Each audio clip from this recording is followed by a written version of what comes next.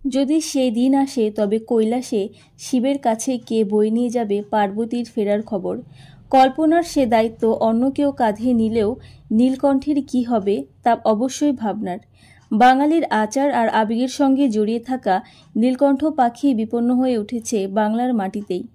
গত 12 বছরে নীলকণ্ঠের সংখ্যা কমে গিয়েছে প্রায় 30%। শুধু নীলকণ্ঠই নয়, মদন টাক, চখাচখি, পুলি শালিক, ধনেশের মতো নানা রকম পাখি ক্রমেই কমছে এই রাজ্যে। শুধু রাজ্যেই নয়, দেশেও পরিচিত অনেক পাখির সংখ্যাই কমেছে এই এক যুগে। নীলকণ্ঠ পাখি, যার বৈজ্ঞানিক নাম কোরেসিয়াস বেনগালেন্সিস, পোশাকি নাম ইন্ডিয়ান রোলার, আর আদরের নাম নীলকণ্ঠ পাখি। দুর্গাপুজোর সঙ্গে গভীর সম্পর্ক এই পাখির। প্রচলিত বিশ্বাস, বিজয়া দশমীতে এই পাখি দেখতে পাওয়া খুবই শুভ। বলা হয় রাবণ বধের আগে এই পাখির দর্শন পেয়েছিলেন শ্রীরামচন্দ্র। আবার অনেকের মতে নীলকণ্ঠ পাখি পথ দেখিয়ে নিয়ে গিয়েছিলেন রামচন্দ্র ও তার বাহিনীকে, তাই তার দর্শন পাওয়া খুব শুভ বলে ধরা হয়। একসময় দক্ষিণবঙ্গ জুড়ে ছড়িয়ে থাকা নীলকণ্ঠ পাখির পছন্দ খোলামেলা সবুজ ঘাসজমি আর জলা। হাওড়া, হুগলি বা রাজ্যের পশ্চিমাঞ্চলে হামেশাই দেখা মিলত ছোট্ট নীলকণ্ঠের। ঘাসপোকা ঘুঁটে খেয়েই জীবন, কিন্তু নগরায়ন ও জলাভরাটের কারণে তাদের জন্য প্রয়োজনীয় পরিবেশ নষ্ট হচ্ছে। তার জেরেই নীলকণ্ঠকে বিপদগ্রস্ত বলে মনে করছেন পাখি পর্যবেক্ষকেরা। তবে শুধু নীলকণ্ঠই নয়, এই হিসেবে রাজ্যে 20টি প্রজাতির জরুরি সংরক্ষণের প্রয়োজন বলে উল্লেখ করা হয়েছে।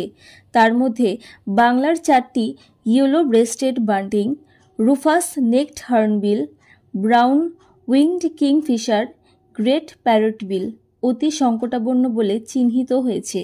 গত 3 বছর ধরে দেশের 30,000 পর্যবেক্ষকের 3 কোটি অনুসন্ধান রিপোর্ট জমা পড়েছে টেস্ট অব ইন্ডিয়াস বার্ড 2023-এর কাছে।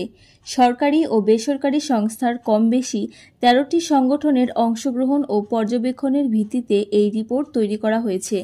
বার্ড ওয়াচার সোসাইটির অন্যতম প্রতিষ্ঠাতা কনাদ বৈদ্যের কথায় বিভিন্ন প্রজাতির পাখির সংখ্যা কমে যাওয়ার প্রাথমিক কিছু কারণ শনাক্ত করা গেছে। তবে নীলকণ্ঠের এই বিপন্নতা কেন তা সবিস্তার পর্যালোচনা করা হবে। তার আবেদন, সরকারি বা বেসরকারি প্রতিষ্ঠানের বা ব্যক্তিগতভাবে সংগৃহীত কোনো তথ্য সংরক্ষণে সকলকেই যত্নবান হতে হবে। তাহলেই কারণগুলি বিশ্লেষণ করে প্রয়োজনীয় পদক্ষেপ করা যাবে। মূলত বনেদি বাড়ির পুজোতেই নীলকণ্ঠ পাখি উড়ানোর রেওয়াজ ছিল। এখন সেসব বাড়িতে নীলকণ্ঠ পাখির মূর্তি বানানো হয়, তাই দিয়েই পালিত হয় সাবেক রীতি। শুরু হয় আরও একটি বছরের অপেক্ষা। শারদ আকাশে মন চলে যায় নীলকণ্ঠ পাখির খোঁজে।